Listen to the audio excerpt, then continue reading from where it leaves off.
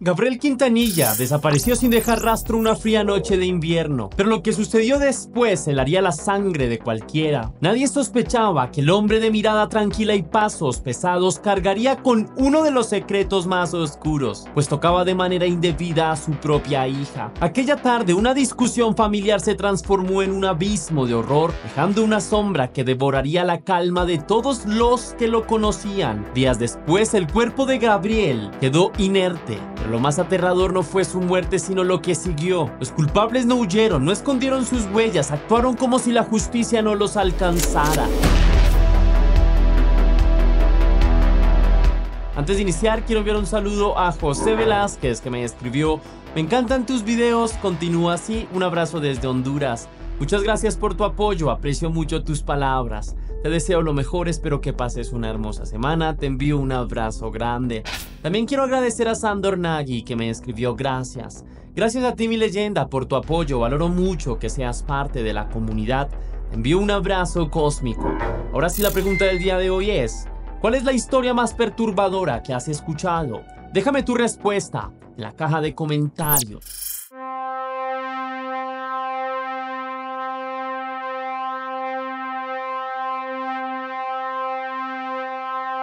Alejandro Treviño nació en 2004. Su hermano Cristian lo hizo al año siguiente, ambos en la ciudad de Pearl, en el condado de Hidalgo del estado de Texas, Estados Unidos. Del origen de las figuras paternas de los jóvenes hay muy poca información. Se sabe que ambos eran oriundos de alguna región de México y que en algún momento de sus vidas emigraron a los Estados Unidos de Norteamérica, estableciéndose en el condado de Hidalgo. De la misma forma, de la infancia de los jóvenes se conocen pocos detalles y no se sabe a ciencia cierta si tuvieron que pasar privaciones materiales o sufrieron de violencia en casa. Lo que se sabe es que en algún momento los padres de los jóvenes se separaron y ambos quedaron al cuidado de la madre. Tras su separación, la mujer se dio una nueva oportunidad para hacer su vida al lado de un hombre, y así fue como conoció a Gabriel Quintanilla, con quien se estableció, y así este pasó a ser el padrastro de Cristian y Alejandro. En principio el sujeto parecía un buen tipo, y el amor entre la madre de los jóvenes Treviño y Quintanilla arrojó sus frutos, y así nació la primera y única hija de la relación en el 2013. Según se sabe, la pareja también se casó. El nacimiento de la pequeña coronó en la vida familiar una especie de sueño, pues llenó de alegría a todos sus integrantes, especialmente a Cristian y a Alejandro, quienes desde el propio alumbramiento de la pequeña le profesaron un amor incondicional. A medida que la pequeña fue creciendo, se fue haciendo más cercana a sus hermanos, y ambos asumieron una especie de rol como protectores. Ambos se desvivían por el cuidado de la pequeña, le brindaban toda clase de agasajos y pasaban mucho tiempo jugando con ella. Por tanto, la relación entre los tres hermanos era muy cercana y llena de un auténtico afecto. No obstante, el amor entre los jóvenes era la contracara de la relación entre su madre y Gabriel. Es imposible determinar en qué punto inició la violencia y los malos tratos dentro de la relación, pues en ningún medio hay información al respecto. Si entre los hermanos reinaba el amor y la armonía, entre la pareja reinaba una relación en la que las bases del respeto y el cariño se habían pulverizado por completo. La relación entre ambos era un montón de ruinas que apenas funcionaban, pero que la mujer intentaba por todos los medios mantener en pie para que sus hijos tuvieran una figura paterna a su lado.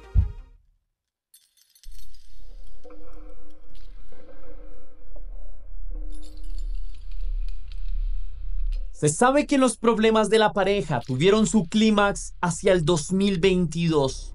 Por esa época, la madre de los jóvenes Treviño echó de la casa a Quintanilla. Además de los insultos y golpes que la mujer recibía por parte de aquel sujeto, Esta decisión fue motivada por un siniestro hecho que le contó su hija. Su padre tenía comportamientos extraños con ella y había llegado a tocarla inapropiadamente en sus partes íntimas. A pesar de que durante algún tiempo la mujer había tratado de hacer funcionar su relación y pasar por alto ciertos comportamientos de su pareja, esta vez supo que no había punto de retorno. No estaba dispuesta a seguir compartiendo lecho con un auténtico depravado y así puso fin a su relación. Al parecer los hermanos Treviño no se enteraron de manera inmediata del suceso que había desencadenado el destierro de Quintanilla, pero no tardarían en averiguarlo. Cuando los chicos se enteraron de lo que había sucedido, el dolor y la impotencia los invadió por completo, pero estas emociones se fueron transformando en ira. Después de una corta conversación, llegaron a la conclusión de que el sujeto no podía quedar impune después de haber agredido de esa forma a su pequeña hermana. Así que decidieron confrontarlo directamente. A ellos se unió un amigo llamado Juan Eduardo Meléndez, de 18 años. El grupo de 3 chicos se dirigió hasta el parque de casas rodantes ubicado en 1201 y de la calle Moore, donde encontraron a Quintanilla. Allí los dos hermanos empezaron a discutir airadamente con el sujeto. Quintanilla detectó en los ojos de Alejandro y Cristian una furia contenida que en cualquier momento estallaría en su contra. El sujeto trató de evadir a los jóvenes y huyó del lugar. Cristian, al notar que el hombre estaba intentando huir, empezó a seguirlo. Por su parte, Alejandro y Eduardo utilizaron una camioneta Dodge Charger de color rojo que habían utilizado para llegar hasta el parque de casas rodantes para alcanzar a Cristian y a Quintanilla. Una vez hallaron a Cristian, notaron que éste estaba golpeando al sujeto. Sin dudarlo un solo segundo, ambos jóvenes descendieron de la camioneta y se unieron a la golpiza. Puños y patadas llovían sobre la humanidad de Quintanilla. El sujeto apenas podía defenderse ante la arremetida de los 3 jóvenes. Los 3 estaban convencidos de que era necesario enseñarle una lección. Por ello, prácticamente lo dejaron inconsciente en el suelo. Tras esto, abandonaron el lugar. Alejandro regresó a su casa mientras que Juan Eduardo se dirigió a su casa en compañía de Cristian. Allí, los 2 jóvenes abordaron una camioneta blanca Ford F-150 con platón y antes de salir, Cristian encontró unas manoplas de acero y se las llevó consigo. Los 2 chicos llegaron nuevamente hasta el sitio en el que habían dejado a Quintanilla. El sujeto todavía se encontraba por los alrededores, específicamente en Veterans Road, y al hallarlo, los jóvenes no dudaron un segundo en arremeter nuevamente contra él. Esta vez la violencia de los golpes escaló tanto que el sujeto quedó totalmente inconsciente, o al menos eso creían ellos. Tras esto, Juan Eduardo y Cristian tomaron a Gabriel Quintanilla y lo depositaron en la parte trasera de la camioneta. Luego condujeron hasta un terreno poco concurrido ubicado en Make Island y allí lo dejaron tirado en medio de la nada. Tras esto, abandonaron el lugar y así quedó consumada su venganza. Ellos creían que así el sujeto habría aprendido su lección. Pensaban que jamás volvería a acercarse a su hermana ni a ninguna otra niña. Y efectivamente, jamás lo volvería a hacer.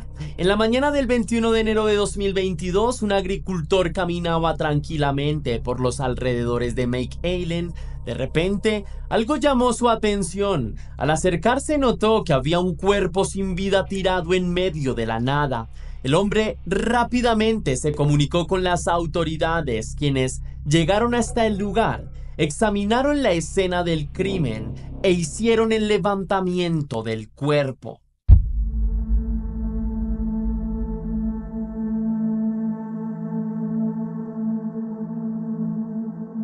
Tras llevar a cabo pruebas de ADN y practicar exámenes forenses, la policía confirmó la identidad del sujeto. Se trataba de Gabriel Quintanilla. El hombre murió producto de varios golpes contundentes en la cabeza. Pero eso no fue lo único significativo que descubrieron las autoridades. Pues al ingresar el nombre de Gabriel Quintanilla en la base de datos y antecedentes penales, descubrieron que el sujeto tenía una orden de captura que databa desde el año 2019. Durante todo ese tiempo, el sujeto había estado prófugo de la justicia. La orden de captura en contra del sujeto se había producido por un delito acaecido entre 2014 y 2015, cuando el hombre habría abusado íntimamente de una menor de edad. No obstante, el hecho no sería reportado de manera inmediata, pues los padres de la menor implicada no se enteraron de lo ocurrido sino hasta el año 2019 y de ahí hicieron oficial la denuncia en contra del hombre. Desde ese momento las autoridades habían empezado a buscar al sujeto, incluso llegaron hasta la última vivienda registrada de Quintanilla, donde se enteraron de que él ya no vivía en aquel sitio. Las autoridades también se movilizaron hasta la casa de la madre del sujeto. La mujer habría dicho que no conocía el paradero del hombre. De esa manera, las autoridades se quedaron sin pistas para seguir al sujeto. Durante años había estado en el radar de la policía, pero hasta el hallazgo de su cuerpo no había una sola señal del sospechoso. Sin saberlo, la madre de los hermanos Treviño se había involucrado con un criminal. Tan solo un año después del nacimiento de su hija, el hombre habría cometido el crimen en contra de otra pequeña. Durante casi una década, la familia Treviño había compartido techo con un criminal, había compartido la mesa, pero ellos jamás lo supieron. La investigación de las autoridades los llevó hasta la esposa del sujeto, la madre de los jóvenes Treviño. La mujer fue notificada que el hombre había sido asesinado. En ese momento ella le contó a la policía sobre los abusos de aquel sujeto en contra de ella y contra su hija. También informó a las autoridades que sus dos hijos, tras enterarse de lo sucedido, habían buscado al hombre para darle una lección. El 23 de enero, la policía capturó a los tres jóvenes, Cristian y Juan Eduardo. Fueron imputados por homicidio en primer grado, agresión mayor y participación en actividades delictivas organizadas. Alejandro fue imputado por asalto agravado y por participación en una actividad criminal organizada. Los tres fueron llevados a una cárcel en Hidalgo.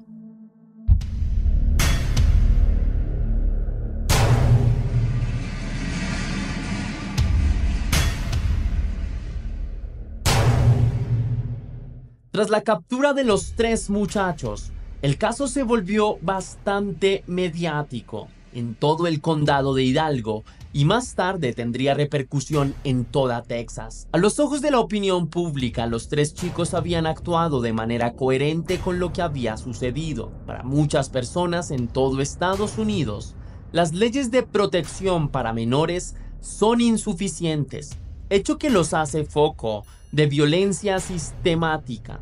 A esto se sumó una crítica hacia las propias autoridades, pues trascendió la noticia de que Quintanilla estuvo libre durante 3 años por un caso de agresión íntima en contra de una menor y la policía no adelantó verdaderos operativos de búsqueda en contra del sujeto. Para las personas de a pie, la culpa de que se hubiese presentado este crimen no pesaba solo sobre los hombros de los tres muchachos, sino también del sistema de justicia de Hidalgo por no haber actuado oportunamente en la captura de un sujeto que constituía un peligro para la sociedad y para los niños. En consecuencia, miles de personas salieron a manifestarse en todo Hidalgo para pedir la liberación de los tres jóvenes.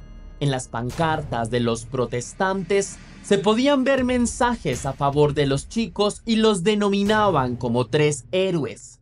Para los protestantes, lo ocurrido era un acto de justicia y develaba que las personas no confiaban por completo en las medidas que tomaban las autoridades en casos relacionados a la violencia íntima en contra de menores. No solo se presentaron manifestaciones, sino que además de eso, varios activistas organizaron una recolecta de firmas que tenía por objetivo presentarse al gobernador de Texas, Greg Abbott, para que éste intercediera por los jóvenes y así fueran puestos en libertad. El primer día se recolectaron alrededor de 246,000 firmas. Tras esto se aumentó la meta a 300,000, cifra que también fue superada con suma facilidad. En total, se llegaron a recolectar más de 800,000 firmas que instaban a la liberación de los 3 jóvenes por defender y hacer justicia por su hermana. Pese a los esfuerzos populares, varios abogados señalaron que era inviable dejar en libertad a los 3 jóvenes, pues eso significaría dar un mensaje negativo a la sociedad. Asumir que cualquier persona puede hacer justicia por mano propia. Esto naturalmente tendría consecuencias para garantizar la estabilidad del sistema de justicia en Texas y en general en Estados Unidos. Los abogados también veían como algo lejano que se cambiaran los delitos imputados, pues bajo su perspectiva, el hecho de que se hubiese producido 3 ataques en contra de Quintanilla demostraba premeditación en el crimen contra el sujeto. Al margen de las opiniones de los expertos penalistas, quien también estaba el gobernador de Colorado, Jared Polis, se ordenó una reducción de sentencia para los jóvenes. Estas pasaron de 110 años en prisión a apenas 10 años en prisión. El gobernador señaló que a pesar de que era un acto sumamente trágico, en medio de todo, también había algo de involuntario, pues los jóvenes habían actuado por el calor de las emociones que el crimen contra su hermana les había producido. Además de esto, los jóvenes también recibieron una reducción de fianza por el crimen en contra de Quintanilla. En principio, esta estaba fijada por $25,000 por cada delito imputado, pero más tarde fue reducida a $10,000. A pesar de ello, el único que pudo pagarla fue Eduardo Meléndez, quien quedó en libertad el 8 de agosto de 2022. En 2023 se había pactado una primera cita para fijar la fecha de inicio del juicio. No obstante, el abogado de los hermanos Treviño pidió al juez más tiempo para trabajar en el caso. La moción fue aceptada.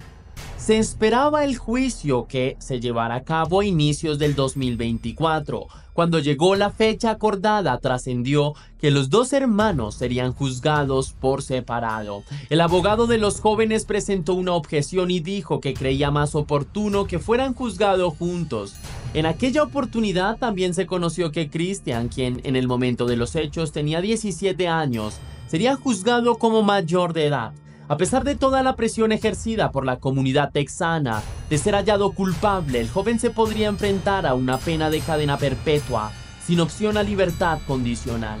Naturalmente, este caso ha despertado emociones encontradas en las personas que lo siguen desde el principio. Pero ¿merecen realmente 2 personas pasar el resto de sus vidas en prisión por haber tratado de darle una lección a su padrastro por haber abusado íntimamente de su hermana?